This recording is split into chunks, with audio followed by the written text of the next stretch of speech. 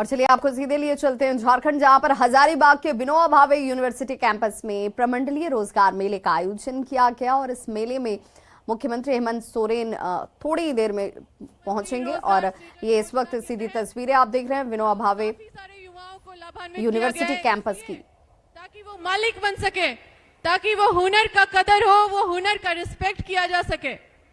साथियों, कई सारे ऐसे योजना सरकार के द्वारा निकाले गए हैं जो पहले किसी ने, कोई भी सरकार ने उतने संवेदनशीलता से नहीं सोचा। शिक्षा की बात कर ले तो अब वैसे बच्चे जो बहुत गरीब हैं और पढ़ाई नहीं कर पा रहे हैं, उसके लिए गुरुजी स्टूडेंट क्रेडिट कार्ड योजना भी लागू किया गया है और वो किसी भी लेवल पे है, प्राइमरी स्कूल या मिडिल स्कूल या कोई भी स्तर पे बच्चे पढ़ना चाहते हैं तो गुरुजी स्टूडेंट क्रेडिट कार्ड योजना के तहत वो फायदा उठा सकते हैं। और एक योजना जिसका पूरा विदेश में भी नाम लिया जा रहा है, विदेश में भी काफी सराहना हो रहा है जिस योजना का हमारे झारखंड के अंतर, वो मनराग गुमके जयपाल सिंह मुंडा फॉरेन स्कॉलरशिप योजना के अंतर्गत जो बच्चों को विदेश में पढ़ने का और उच्च शिक्षा प्राप्त करने का जो ये योजना है, उससे कई बच्चे जो विदेश जा रहे हैं और हमें गर्व हो रहा है कि हम ये तुरंत में तो हमें नहीं दिखेगा इसका असर, लेकिन थोड़ा समय में हमें जरूर दिखेगा कि हमारा झारखंड का भविष्य उज्जवल होता दिख रहा है। साथियों, कई ऐसे चीज हैं जो सरकार चाहती है, जैसे स्वरोजगार की बात अगर हम करें तो महिलाओं के लिए जो दीदी बाड़ी योजना, फूलो जानो योजना और युवाओं के लिए जो मुख्यमंत्री रोजगार सृजन योजना के तहत उनको स्वावलंबी बनाने का जो काम किया जा रहा है, सिर्फ मैं स्वरोजगार की बात नहीं कर रही हूं। हमारी सरकार सरकारी नियुक्तियां, सरकारी रोजगार के लिए भी काम कर रही है। जैसे जेएसएससी के तहत जो अभी नियुक्तियां हुई, पंचायत सचिव की नियुक्तियां हुई, एएनएम, जीएनएम, जेई, कई तरह की नियुक्तियां अभी हजारों में हुई है। और टीचर की सबसे बड़ी वैकेंसी जो हम लोग देखे हैं, वो पहले कभी भी इतने बड़े पैमाने पे इतनी बड़ी वैकेंसी नहीं देखने को मिली। पहली बार हमारे झारखंड में जिला खेल पदाधिकारी की नियुक्ति हुई है साथियों, और 32 साल के बाद कृषि पदाधिकारी की नियुक्ति हमारे झारखंड में हुई है, जो पहले इन सब चीजों में किसी का ध्यान नहीं जाता था। मैं जितना भी बोलूं तो मुझे लगता है कि वो जरूर उतना समय भी चाहिए और बहुत सारे वक्ता भी हैं, इसलिए मैं आप सभी से ये कहना चाहूंगी कि हमें खुद भी अवेयर होना पड़ेगा, खुद भी जानकार होना होगा कि क्या क्या लाभ आप ले सकते हैं। सरकार सारी स्कीम आपके डेवलपमेंट के लिए, आपके विकास के लिए बना रही है, झारखंड के बेटर भविष्य के लिए बना रही है।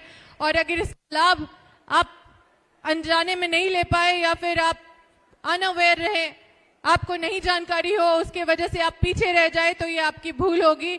और मैं आप सभी युवाओं से ये कहना चाहती हूँ कि आप बढ़ चढ़ के इन योजनाओं का फायदा उठाएं, क्योंकि लाखों लोग इस योजना तक का फायदा उठा रहे हैं। अभी मुझे बताने में खुशी हो रही है कि मुख्यमंत्री पशुधन योजना के तहत हर वर्ष 50,000 लोग लाभान्वित हो रहे हैं, उससे फायदा उठा रहे हैं, और ये बहुत बड़ी उपलब्धि है सरकार की। मैं तहे दिल से धन्यवाद देना चाहती हूँ गठबंधन की सरकार को, जिन्होंने मुझे अपने क्षेत्र में बहुत सारा काम जो मैं करना चाहती थी, बहुत सारी सड़क, बहुत सारे पुल पुलिया, मुझे उसको धरातल पे सैंक्शन करवा के मेरे क्षेत्र को सौगात में दिया गया है। साथ ही मैं कुछ पॉइंट है मेरे, कुछ समस्या है, जिला की समस्या है, मेरे क्षेत्र की समस्या है, मैं माननीय मंत्री, क्योंकि हमारे सत्यानंद भोक्ता जी प्रभारी भी हैं हजारीबाग जिला के, इसलिए हम इनको अवगत कराना चाहते हैं कि कुछ ऐसी समस्या है जो गंभीर समस्या है। और मैं, क्योंकि माननीय मुख्यमंत्री जी यहाँ नहीं है, इसलिए मैं चाहूंगी कि कैबिनेट में बैठ के इन गंभीर समस्याओं पे चर्चा करके इन सारी समस्याओं का समाधान जल्द ही निकालने का प्रयास करेंगे। सबसे पहले मैं माननीय मंत्री जी से, और यहाँ पे सभी अधिकारी भी हैं, इसलिए मैं चाहूंगी कि सभी इसको अपने संज्ञान में लेके इन समस्याओं का हल और समाधान जल्द कराने की कृपा करें। सबसे पहले तो मैं अपने क्षेत्र की बात करना चाहती हूँ कि गोंदलपुरा जो बड़का गांव ब्लॉक में है, हमारे क्षेत्र में पड़ता है, वहां पे लगातार वहां पे प्रशासन के सहयोग लेके, कुछ प्रशासन के लोग के सहयोग से कंपनी अपना मनमानी तरीके से, अवैध तरीके से वहां पे खनन का कार्य करने का कोशिश कर रही है, जिसमें फर्जी केस मुकदमे भी हो रहे हैं। इसलिए मैं यहाँ पे उपस्थित एसपी हजारीबाग एसपी साहब को भी मैं अवगत कराना चाहती हूँ कि गोंदलपुरा के मामले में थोड़ा संवेदनशीलता बरता जाए, क्योंकि वहां पे कुछ अधिकारी जाके इस बात को दर्शाने का कोशिश किए हैं कि वहां बंजर जमीन है। वो देखने वाला बात है कि वहां पे 4 फसला जमीन है और वहां पे किसान रहते हैं, 4 फसला साल भर खेती करते हैं, उसी से कमाते खाते हैं। वो अपना जमीन नहीं देना चाहते हैं और ग्राम सभा का विरोध हो रहा है लगातार। इसलिए मैं चाहूंगी कि लोकतंत्र में जनता सर्वोपरि होता है, इसलिए जनता का सम्मान होना चाहिए। और वहां पे जो सर्वसम्मति से पूरा ग्राम एक मत में जमीन नहीं देना चाह रहा है, तो इसका सम्मान करते हुए वहां पे पुलिस प्रशासन के द्वारा वहां के रैयतों को परेशान नहीं किया जाए।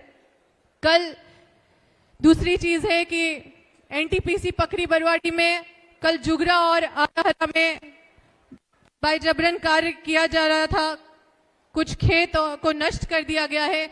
उसको भी यहाँ पे उपस्थित अधिकारीगण से मैं अनुरोध करती हूँ कि उसको अपने संज्ञान में ले कि बिना मुआवजा का और बिना विस्थापन का लाभ दिए जबरन किसी को बेघर करना ये बिल्कुल अमानवीय है और अवैध है। तो अवैध तरीके से काम कंपनी नहीं करे। और साथ में जो 75% रोजगार का जो हमारी सरकार ने ऐतिहासिक कदम उठाया है, जिसके लिए मैं फिर से धन्यवाद देना चाहती हूं, क्योंकि उसी विभाग के माननीय मंत्री सत्यानंद भोक्ता भी हैं। मैं चाहूंगी कि ये 75% रोजगार को सुनिश्चित करने के क्रम में अब हमें आगे बढ़ना होगा, क्योंकि कंपनी वर्षों से मनमानी तरीके से काम करती आई है, तो उनका आदत अभी भी नहीं सुधरा है। हमें लगाम लगाने के लिए कुछ ऐसे मैकेनिज्म सेट करने होंगे ताकि 75% रोजगार सुनिश्चित किया जा सके। साथ में बड़का गांव मुख्य चौक में बाईपास के लिए मैंने विधानसभा में भी मामला उठाया है और लगातार वहां जाम की स्थिति बनी रहती है, वहां पे एक्सीडेंट भी लगातार होता रहता है। इसलिए मैं मंच के माध्यम से मैं अपने गठबंधन के सरकार को और यहाँ पे उपस्थित माननीय हमारे प्रभारी मंत्री को अवगत कराना चाहती हूँ कि वहां पे बाईपास जल्द से जल्द उसको सुनिश्चित कराने में आगे जो समाधान करना है उसका समाधान करे। साथ ही सबसे बड़ी समस्या जिले में और पूरे राज्य में बालू की समस्या है, जिसके वजह से कोई भी छोटा मोटा योजना हो नहीं पा रहा है, चाहे वो इंदिरा आवास हो या प्रधानमंत्री आवास हो या चाहे वो प्रधानमंत्री आवास हो, चाहे वो अंबेडकर आवास हो या छोटा मोटा कोई भी योजना हो। वो योजना बालू के अभाव में वो पड़ा रह रहा है। और अगर गरीब तबके के लोग कहीं से बालू व्यवस्था करके ले जाने के क्रम में जाते भी हैं तो उनको पकड़ के उनके ऊपर केस कर दिया जाता है। इसलिए मैं चाहूंगी कि इस मैटर पे संवेदनशीलता बरता जाए, क्योंकि इसमें सबसे ज्यादा शोषण गरीब तबके के लोगों को हो रहा है। और मुझे पता है कि इसके समाधान के लिए सरकार रास्ता भी निकालने के लिए आगे बढ़ रही है, लेकिन इसको अविलंब हम सबको देखने की जरूरत है। साथ ही मैं सबसे बड़ी समस्या जो झारखंड में विस्थापन आयोग का गठन करना और 2013 का कानून जो RFCTLARR एक्ट है उसका कानून को सुनिश्चित करना, उसका अनुपालन हर कंपनी करे, इसका आश्वासन हम लोगों को मिला है। और मुझे पूरा विश्वास है कि यही सरकार कर सकती है, क्योंकि और किसी सरकार में वो हिम्मत नहीं है। और मैं पूरा विश्वास और पूरे रिक्वेस्ट के साथ मैं आपसे माननीय मंत्री जी आपसे आग्रह करती हूं कि इस ओर, क्योंकि विस्थापित लोग कई तरह के दंश झेल रहे हैं और मेरे क्षेत्र में कई क्षेत्र में विस्थापन का समस्या बेजोड़ फैलता जा रहा है। इसलिए ये मेरे सिर्फ क्षेत्र की समस्या नहीं है, पूरे झारखंड की समस्या है, ये लाखों लोगों की समस्या है। इसलिए विस्थापन आयोग का गठन जल्द से जल्द करवाने की कृपा करें। और मैं तहे दिल से धन्यवाद देना चाहती हूं कि पहली बार हमारे झारखंड की सरकार ने जो पहल किया है और इसमें राजनीति नहीं की है, जो ओबीसी वर्ग के लोगों को आरक्षण देने के लिए 27% लागू करने के लिए जो अपना कदम आगे बढ़ाई और विधेयक को विधानसभा से पास कराने का काम की, उसके विरोध में जो तरह के रणनीति विरोधियों और विपक्ष के द्वारा किया जा रहा है वो काफी निंदनीय है। और मुझे पूरा विश्वास है कि 1932 या खतियानी को परिभाषित करने के और 1932 ओबीसी आरक्षण, इन सब मामलों पर जो पेच फंस गया है, राज्यपाल ने कोई भी स्पष्टीकरण या कोई भी तर्क नहीं दिया है कि उन्होंने क्यों ये विधेयक पास कर वापस लौटा दिया। लेकिन मुझे पूरा विश्वास है कि सरकार इन मामलों पे इसका समाधान जरूर आगे निकालेगी ताकि एक बड़े जनसंख्या को आरक्षण का लाभ मिल सके, ताकि एक बड़े जनसंख्या को उनका अधिकार मिल सके, वो खतियानी के तौर पे परिभाषित हो सके, अपना अधिकार पा सके। साथ ही कई सारी समस्या है, मुझे लग रहा है कि ये बहुत लंबा हो सकता है, लेकिन मैं फिर भी चाहूंगी कि मैं इन सब बातों को रख दूं क्योंकि इस तरह का मंच हमें बार बार नहीं मिलता है। मैं आग्रह करना चाहती हूं हमारे प्रभारी मंत्री से कि हमारा पूरा हजारीबाग जिला में कई जगह खनन प्रभावित क्षेत्र पड़ता है और मूलभूत समस्या का समाधान कंपनी के द्वारा नहीं किया जाता है। उनको बेघर कर दिया जाता है, फिर बिजली भी नहीं दिया जाता है, ना ट्रांसफार्मर दिया जाता है, ना ही कोई मूलभूत सुविधा, पानी जैसे सुविधा भी नहीं दिए जाते हैं। और ऐसे जगह पे अगर स्कूल भी है तो स्कूल को भी उजाड़ दिया जाता है और स्कूल काफी दूर में उसको समायोजित कर दिया जाता है वहां के छात्र को, जिससे कि उन छात्रों को काफी दूर जाने में परेशानी होता है। इसलिए मैं आग्रह करूंगी कि विस्थापितों के लिए जहां पे उनको बसाया गया है वहीं पे एक स्कूल बनाने का कृपा किया जाए। साथ ही ट्रांसपोर्टिंग सड़क कंपनी को अलग से बनाकर उस पे चलाने का कृपा किया जाए प्रभारी मंत्री जी, क्योंकि ट्रांसपोर्टिंग करते जो आम सड़क में बहुत सारे लोगों की जान जा रही है और उनको एक वस्तु की तरह उनको 4 लाख 5 लाख मुआवजा देकर उसको ठंडा बस्ता में डाल दिया जाता है।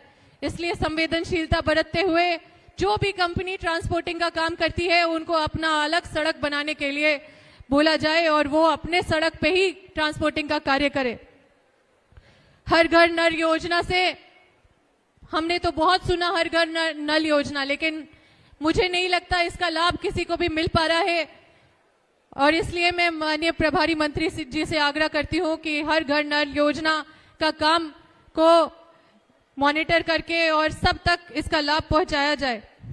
साथ ही हजारीबाग का सबसे बड़ा समस्या है यहाँ पे एयरपोर्ट का निर्माण, जिसमें ऐसे तो राज्य सरकार का हस्तक्षेप नहीं होना चाहिए था, लेकिन मैं चाहती हूं कि राज्य सरकार का हस्तक्षेप इसमें हो और यहाँ पे हजारीबाग में एयरपोर्ट का निर्माण हो ताकि यहाँ के लोग को ज्यादा सुविधा मिल सके और उनका समय बच सके और यहाँ पे उनको वो एयरपोर्ट का फैसिलिटी मिल सके।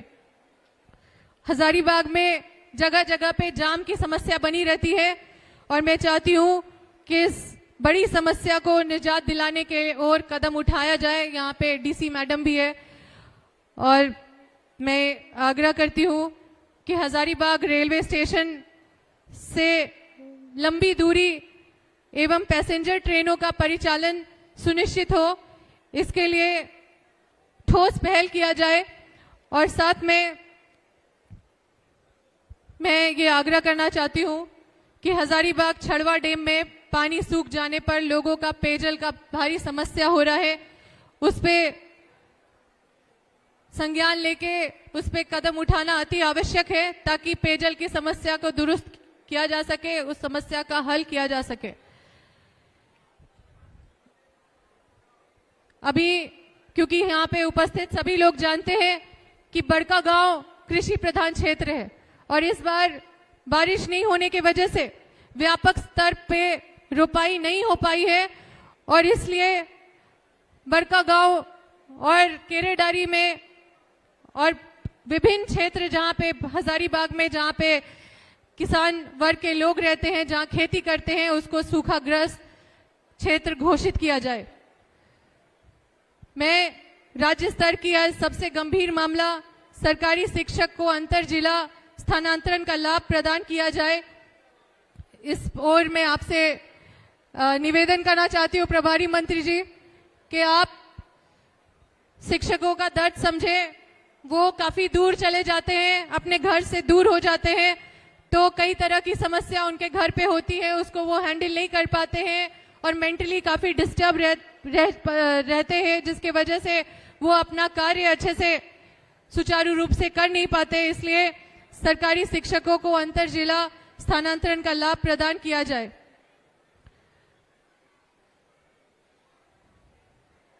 मैं प्रभारी मंत्री जी से खास आग्रह करती हूं कि टेट पास सहायक अध्यापकों को वेतनमान दिया जाए, जो कि लगातार वो मेरे घर आके और हमसे लगातार आग्रह कर रहे हैं कि उनको वेतनमान दिया जाए और वो काफी परेशान है इस मामले को लेकर।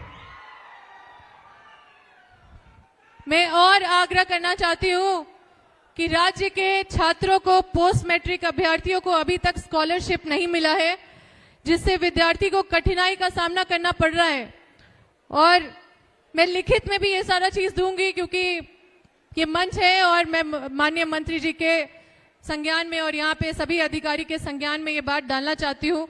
और साथ ही मैं चाहती हूँ कि इन सारे बिंदु पे विशेष समाधान हो, क्योंकि ये पूरे जिला का समस्या है और कुछ पूरे राज्य का समस्या है, जिसको हल करना अति आवश्यक है। मैं आग्रह करना चाहती हूँ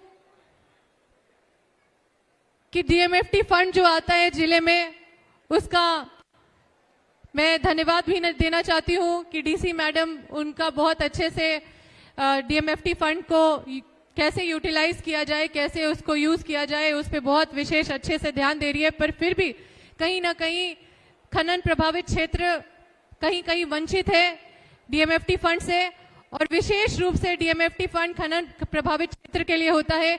इसलिए उसको अनिवार्य रूप से खनन प्रभावित क्षेत्र में विशेष प्राथमिकता देते हुए, जब तक उसका वहां का समस्या पूरा हल नहीं हो जाता, वहां पे ज्यादा से ज्यादा खर्च किया जाए।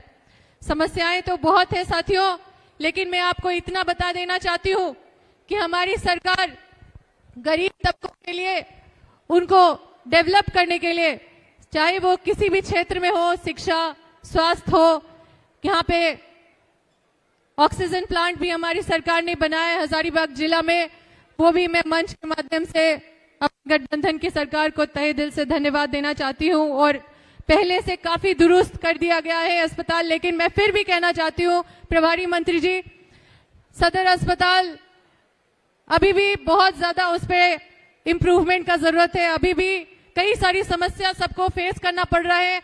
वहां पे जिस तरह का सिस्टम है, लोगों को जाके बहुत ज्यादा संघर्ष करना पड़ता है। इसलिए सदर अस्पताल को और यहाँ पे उपस्थित डीसी मैडम से भी मैं कहना चाहती हूँ कि सदर अस्पताल को दुरुस्त करने में हम सब आपके साथ हैं और इसके ओर हम लोग सबको कदम उठाना है। और यहाँ पे उपस्थित सभी मेरे नौजवान साथी, आप लोग सब अपने समय और ये जो आपका अनमोल समय है और जो ये अवसर मिला है आपको आगे बढ़ने का, इस अवसर का भरपूर फायदा उठाए, जज्बा और जुनून के साथ आगे बढ़े। आपकी अम्बा आपकी बहन के तौर पे है, विधायक के तौर पे नहीं है। हम हजारीबाग की ही बेटी है और आपके साथ कदम से कदम मिला के चलने के लिए तैयार है। आपको कभी भी कहीं भी कमजोर महसूस करने का जरूरत नहीं है। और कभी भी ऐसा लगे कि आपको कहीं भी कुछ कमी पड़ रहा है तो आप हमसे मिले। हमारे सभी विधायक साथी यहाँ पे हैं। सभी लोग समाज के प्रति अपना त्याग और संघर्ष करते रहते हैं। इसलिए आप जब भी जरूरत पड़े वहां पे जाएं। और मैं एक और लास्ट में कहना चाहूंगी डीसी मैडम से, हार्ट दिल से कहना चाहती हूं आपसे कि बहुत लंबा भाषण हो गया, लेकिन मैं फिर भी कहना चाहती हूं, होम गार्ड अभ्यर्थी बहुत परेशान है। 2 साल से कई तरह के आंदोलन और संघर्ष कर करके थक गए हैं। पर आपके तरफ एक विश्वास भरी निगाहों से देख रहे हैं। एसपी साहब, आप भी इस पे सहयोग करें और होम गार्ड के रिजल्ट्स को निकालें, क्योंकि पूर्व में कुछ प्रशासन के लोग से ही गलती हुआ है। और मैं चाहती हूं कि इस पे आप पहल करके और उन बच्चों का भविष्य उज्जवल करें जो दौड़ के अपने मेहनत से सही अंक लाए हैं, और कुछ त्रुटि है जो अननोन है, जो किसी को नहीं पता है, जिसके वजह से रिजल्ट को रद्द कर दिया गया है। बहुत सारे जिले में इस तरह का हुआ था, लेकिन रिजल्ट वापस आ गया। चतरा में आप सत्यानंद भोक्ता जी, मंत्री जी से पूछ लीजिए, वहां पे भी रिजल्ट आ गया। तो मैं आपसे आग्रह करूंगी कि आप इसको अपनी छोटी बहन का रिक्वेस्ट समझ के, और क्योंकि ये पूरे जिला का बात है, इसलिए मैं आप सभी से आग्रह करती हूँ कि इस पे अपना कदम आगे बढ़ाएं और सभी बच्चों की तरफ देखें, उनका उज्जवल भविष्य को शुभकामना दें। और मेरे तरफ से आप सभी को उज्जवल भविष्य की शुभकामना देती हूँ। आप सभी को बहुत बहुत धन्यवाद। जो चीज छूट गया होगा वो मैं उनके संज्ञान में डाल दूंगी। बहुत बहुत धन्यवाद। बहुत बहुत धन्यवाद मैम, अंबा प्रसाद मैम, आपके संबोधन के लिए। और अब माननीय विधायक उमाशंकर अकेला जी को मैं सादर आमंत्रित करती हूं।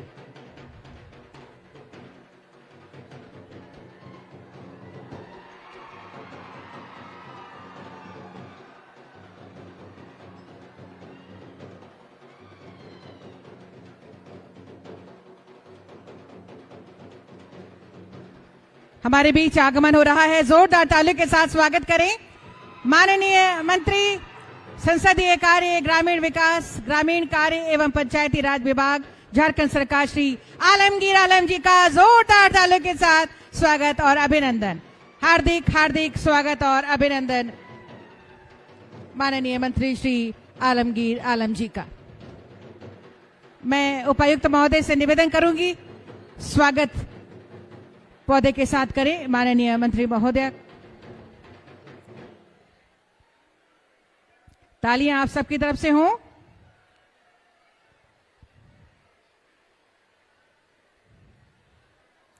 बहुत बहुत धन्यवाद मैम। और अब कार्यक्रम को आगे बढ़ाते हुए मैं माननीय विधायक श्री उमाशंकर अकेला जी को सादर आमंत्रित करती हूं आपके संबोधन के लिए।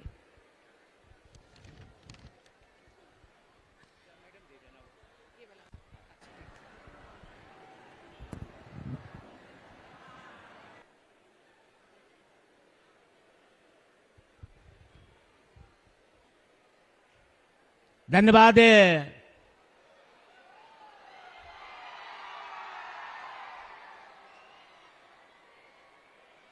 उत्तरी छोटानागपुर प्रमंडल के रोजगार मेला के अवसर पर इस कार्यक्रम को संचालन कर रही मेरी बहन राजश्री जी, इस कार्यक्रम के मुख्य अतिथि, आज के मुख्य अतिथि झारखंड सरकार के माननीय मंत्री आलमगीर आलम साहब इस कार्यक्रम में उपस्थित है।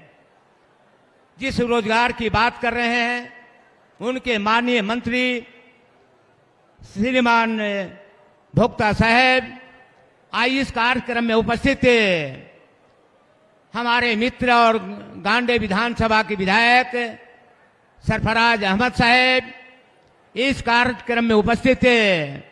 बड़का गांव की विधायिका सुश्री अंबा प्रसाद जी इस कार्यक्रम में उपस्थित है।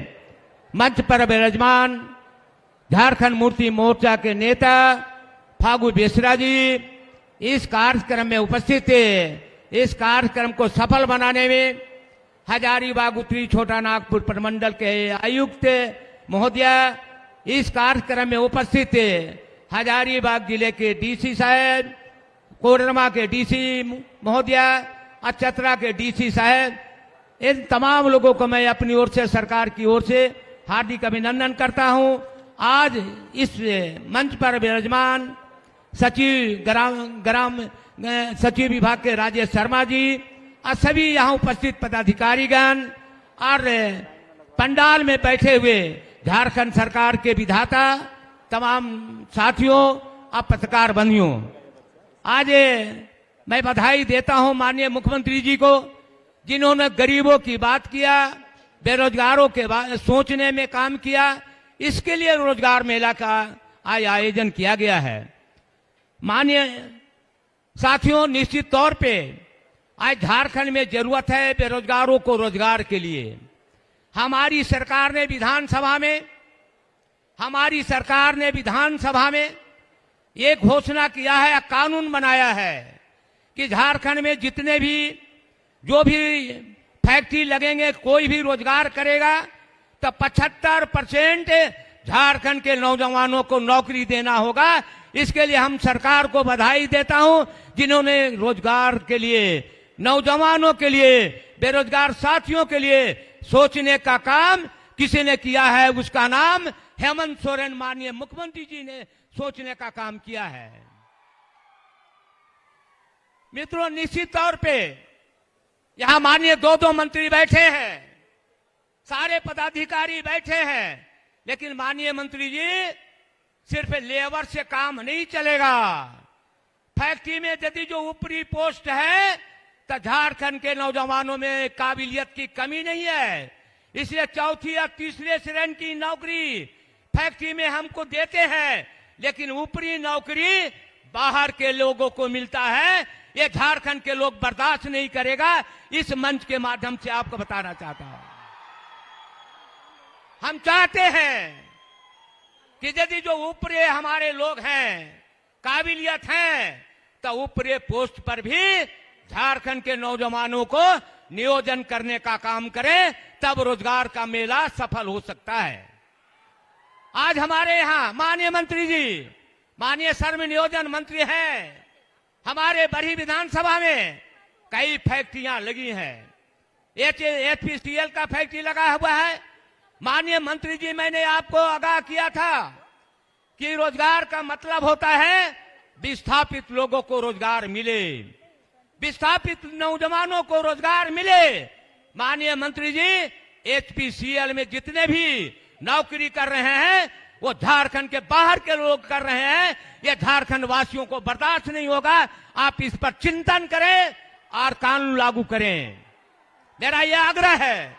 HPCL जो बढ़ी में लगा हुआ है, माननीय मंत्री जी श्रम नियोजन विभाग, आपसे आग्रह है, निवेदन है, यदि जो सरकार का आप मंत्री हैं और माननीय मुख्यमंत्री जी को बधाई देता हूं, आप अनुसूचित जनजाति के नेता आप हैं, गरीबों का नेता हैं।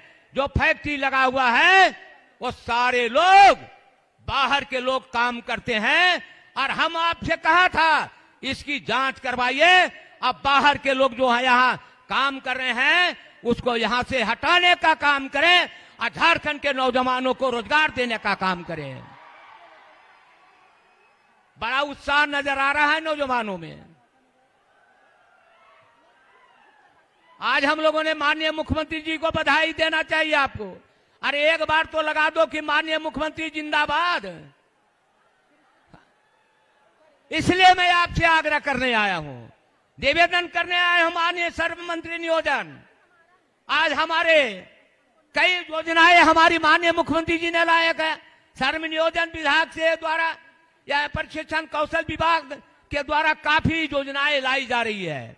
मैं बधाई देता हूं माननीय मुख्यमंत्री जी को कि आपने इन विभागों में आप रोजगार का मुहैया कराया है। मैं बधाई देता हूं माननीय मंत्री जी को और सरकार को बधाई देता हूं कि गरीबों के बारे में आपने सोचने का काम किया है, मजदूरों के बारे में चिंतन करने का काम किया है, बेरोजगारों को रोजगार देने का काम किया है। इसलिए बधाई देता हूं। हमारा सारथी योजना के माध्यम से हम सरकार को, माननीय मुख्यमंत्री सारथी योजना के माध्यम से सारे नौजवानों को रोजगार देने का जो संकल्प लिया है, उन्होंने संकल्प लिया है। माननीय मुख्यमंत्री जी संकल्प लिया है, मुख्यमंत्री सारथी योजना के तहत हमारे झारखंड के नौजवानों को रोजगार देने की बात किया है। मैं माननीय मुख्यमंत्री जी को बधाई देता हूं और हार्दिक शुभकामनाएं देता हूं। आपसे आग्रह है माननीय मुख्यमंत्री जी, आपसे आग्रह है माननीय मंत्री श्रम नियोजन विभाग, हमारे यहाँ कई टोल प्लाजा लगा है माननीय मंत्री जी, लेकिन मैं बताना चाहता हूं गेट खोलने के लिए झारखंड में हम पैदा नहीं हुए हैं। ऑफिस में बैठने के लिए भी हमें रोजगार मिलना चाहिए, ये आपसे आग्रह और विनती है। यही नगमा में टोल प्लाजा है, बारी में टोल प्लाजा है, आप बगोदर में टोल प्लाजा है। गेट खोलने के लिए झारखंड के लोग पैदा नहीं हुए हैं, कुर्सी पर बैठने के लिए हम पैदा हुए हैं। आपसे आग्रह है, आप उनको सचेत कर दीजिए। टोल प्लाजा वाले को कह दीजिए कि यदि जो कुर्सी पर बैठने वाला होगा तो झारखंड के लोग होगा, बाहरी लोग नहीं होगा। ये आपसे आग्रह विनती कर रहा हूं। रोजगार की बात करते हैं, डीसी महोदय यहां बैठी हैं। झारखंड में आज हजारीबाग जिले में यानी कि होम गार्ड की बहाली हुआ था। हल्ला करोगे तो बोलेंगे नहीं। हम आपकी बात को कर रहे हैं, ऑर्केस्ट्रा नहीं है भाई। हमें आग्रह करेंगे डीसी महोदया से, हमारे बेरोजगार नौजवान होम गार्ड का परीक्षा दिया, उन नौजवानों को सारे हर्ता पूरा हुआ। अब किनकी गलती से उनका यानी कि लेटर नहीं मिल रहा है, ज्वाइनिंग लेटर नहीं मिल रहा है। डीसी महोदया और माननीय मंत्री दो बैठे हैं। हजारीबाग के होम गार्ड के नौजवान, हजारीबाग के होम गार्ड के नौजवान बेरोजगार हैं। कई बार हमको विधानसभा में हमने बातें उठाई कि हजारीबाग के जो बेरोजगार नौजवान होम गार्ड का बहाली के लिए तरस रहे हैं, उनको लेटर नहीं मिल रहा है। डीसी महोदया और माननीय मंत्री यानी कि श्रम नियोजन विभाग, माननीय मंत्री आलम साहब से आग्रह है कि डीसी महोदया से कहें कि जो सफल अभ्यर्थी है हजारीबाग के होम गार्ड के नौजवानों को आप जल्दी नियुक्ति पत्र दे, जिससे हमारे नौजवानों के चेहरे पर हरियाली आवे। ये मैं आग्रह और विनती करने आया हूं, आग्रह मैं करता हूं। कई बार हमने कहा, इसलिए आज रोजगार की बातें करने आया हूं, विकास के बात नहीं करने आया हूं। हमें रोजगार चाहिए, नौजवानों को हाथ में काम चाहिए। आज झारखंड में 45% हमारे यहाँ खनन है, लेकिन हमारे नौजवान आज बम्बे के गलियारों में, दिल्ली के गलियारों में, चेन्नई के गलियारों में, होटल में काम करने के लिए विवश हो गया है। हम चाहेंगे माननीय मुख्यमंत्री जी आज मंच पर होते तो उनको बताने, मंच पर नहीं है, लेकिन माननीय 2 मंत्री हैं, इसके बारे में आप सोचिए।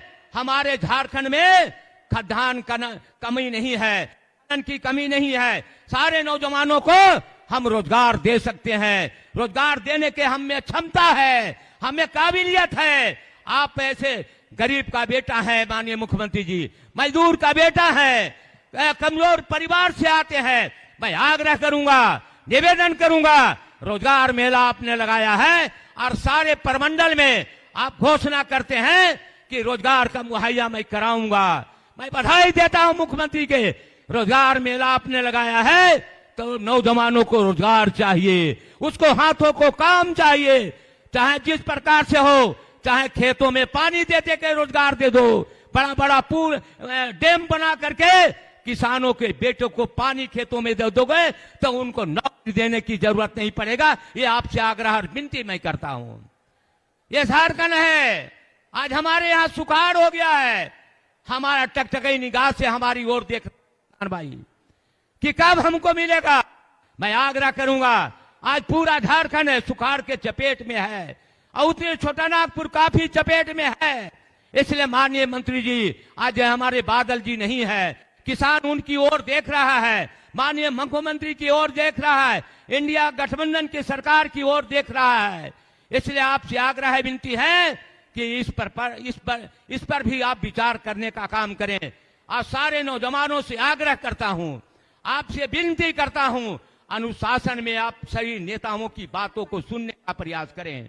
इसलिए अकेला यादव आप बोलने आया है, कहने आया है, गरीबों की बात करता है अकेला यादव, मजदूरों की बात करता है अकेला यादव, शोषित पीड़ित जनता की आवाज बन करके विधानसभा में उठाने का काम करता हूं। हमेशा गरीबों की बात करता हूं, दलितों की बात करता हूं, जिसका जमीन नहीं है उसको जमीन देने का बात करता हूं, जिसको रोजगार नहीं है उसकी बात करता हूं। इसलिए नौजवान इतनी बड़ी संख्या में अब सारे पंडाल की कुर्सियां भरी हैं, इस उम्मीद के साथ आप आए हैं कि हमारे माननीय मुख्यमंत्री जी जो गरीब का बेटा है, दलित का बेटा है, किसान का बेटा है, अशोषित पीड़ित जनता का, नौजवानों की आवाज है, इसलिए उम्मीद के साथ आया है कि हमको रोजगार मिलेगा, हमारे हाथों को काम मिलेगा। हम आपको विश्वास दिलाता हूं मित्रों, निश्चित तौर पे 2 साल तो कोरोना हो गया था मित्रों, 1.5 साल काम करने का मौका मिला। भारत झारखंड के माननीय मुख्यमंत्री जी को 1.5 साल काम करने का मौका मिला, और उस मौके में यदि जो कोई काम किया है पूरे देश के हर राज्य में, तो सबसे अव्वल यदि जो नई इनाम मिलेगा तो हमारा माननीय मुख्यमंत्री हेमंत सोरेन को मिलना चाहिए, हेमंत सोरेन के मिलना चाहिए। इसका उदाहरण देता हूं, जब कोरोना आ गया मित्रों, तो हम लोगों ने कहा माननीय मुख्यमंत्री जी सारे हमारे देश के प्रवासी साथी घर आ गए हैं, गरीबों के तन पर कपड़ा नहीं है, और हमारे माननीय मुख्यमंत्री जी ने आज पूरे राज्य के गरीबों के तन पर 3 बार धोती साड़ी देने का काम किसी ने किया है, उसका नाम हेमंत सोरेन है, हेमंत सोरेन है। और क्या क्या हमारे आप सारे नौजवान मेरी बात के सुनो, हम लोगों ने हर पंचायत में रोजगार, हम लोगों ने आपकी सरकार, आपके सरकार, आपके द्वार में हम लोग गए थे। क्या हम लोग ने किया कि उस समय भारतीय जनता पार्टी की सरकार थी, 2014 से 19 तक उन्होंने कानून बनाया था। क्या कानून बनाया था कि विधवा को हम 40 वर्ष के बाद विधवा पेंशन देने का काम करेंगे। यह रघुवर की सरकार ने बनाया था। हम विधानसभा में कहा माननीय मुख्यमंत्री जी, विधवा का कोई उम्र नहीं होता है, वो तो 18 वर्ष के बाद भी विधवा हो सकती है। हमारे माननीय मुख्यमंत्री जी को दिलेरा ना देखे, उन्होंने घोषणा किया है कि हमारी बहन तो कभी विधवा ना हो। हम अल्लाह से ईश्वर से प्रार्थना करते हैं विधवा होने का काम ना करें, लेकिन यदि जो विधवा होता है ऊपर वाला तो रोक नहीं सकता है। हमारे माननीय मुख्यमंत्री जी ने कहा 40 जो उम्र बना है उसको खारिज कर दिया है, और जब हमारी बेटी या बहू विधवा हो जाएगा उसी दिन से विधवा पेंशन देने का काम किसी ने कोई किया है, उसका नाम हेमंत सोरेन है, हेमंत सोरेन है। और क्या किया, यदि जो हम गांव में जाते थे कहते थे कि अकेला यादव विधवा पेंशन दे दो, वृद्धा पेंशन दे दो, राशन कार्ड दे दो।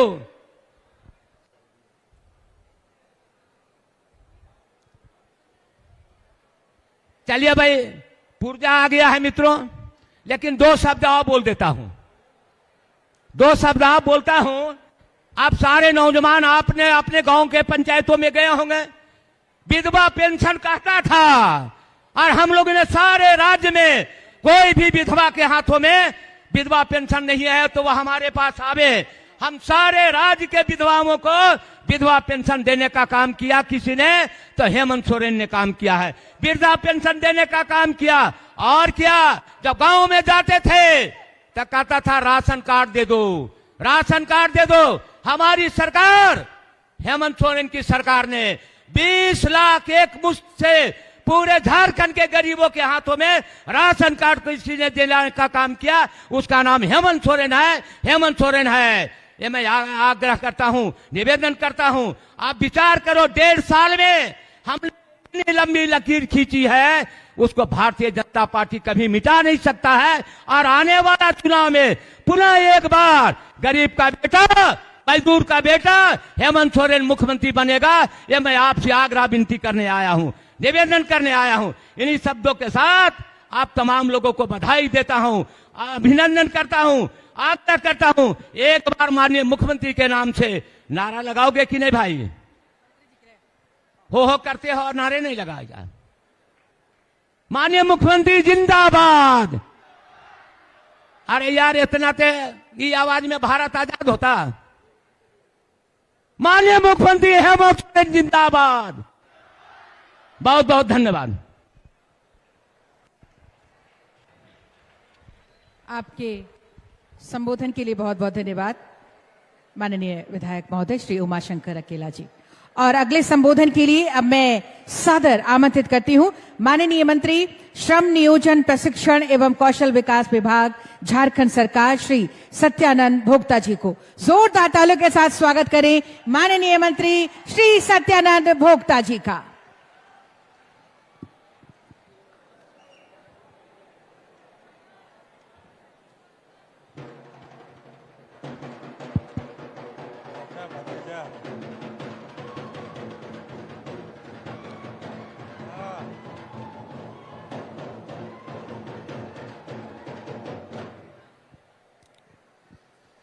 प्रमंडलीय रोजगार मेला और ऑफर लेटर वितरण समारोह के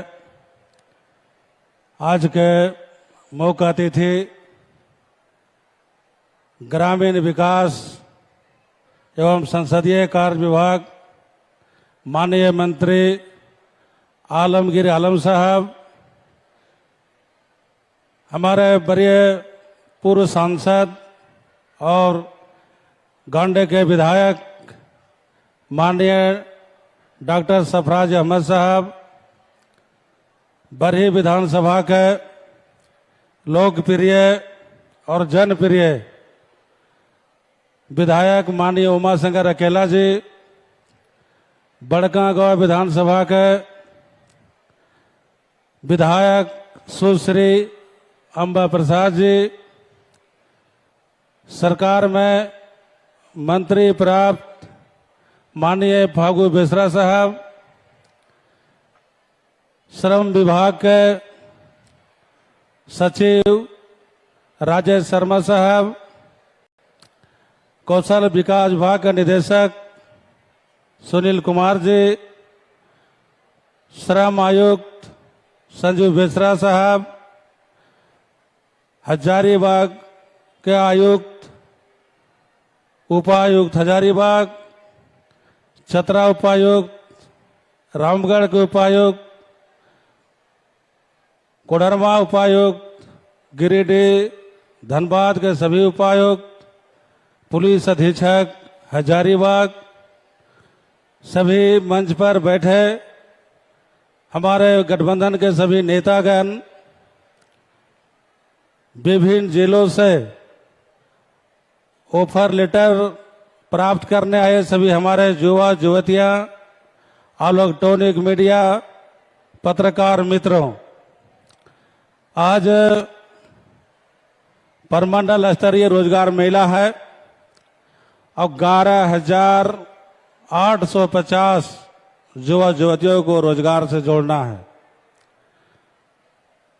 राज्य सरकार और माननीय मुख्यमंत्री हेमंत सोरेन जी को मैं तहे दिल से धन्यवाद और बधाई देना चाहता हूं कि उन्होंने कहा कि झारखंड बने लगभग 22 बरस हो गया, लेकिन जो हमारे युवा युवतियां हैं जो रोजगार के लिए राज्य के देश के विभिन्न कोना में जाकर के रोजगार के तलाश में भटकते रहते हैं, ये श्रम विभाग के द्वारा विभिन्न प्रकार के, चाहे हम मुख्यमंत्री सारथी योजना के बात करें, बिरसा योजना के बात करें, दीनदयाल उपाध्याय स्किल डेवलपमेंट के बात करें, विभिन्न प्रकार के श्रम विभाग से प्रशिक्षण भी दिया जा रहा है और रोजगार से जोड़ने के भी हम लोग काम कर रहे हैं। कोविड-19 जैसे महामारी में जब देश में अफरा तफरी का माहौल था, उसके बावजूद भी श्रम विभाग ने भर्ती कैंप लगाकर प्रखंड स्तर पर, जिला स्तर पर हजारों हजार युवा युवतियों को रोजगार से जोड़ने का काम किया, जबकि किसी व्यक्ति को से कोई बात नहीं करते थे, मिलते नहीं थे।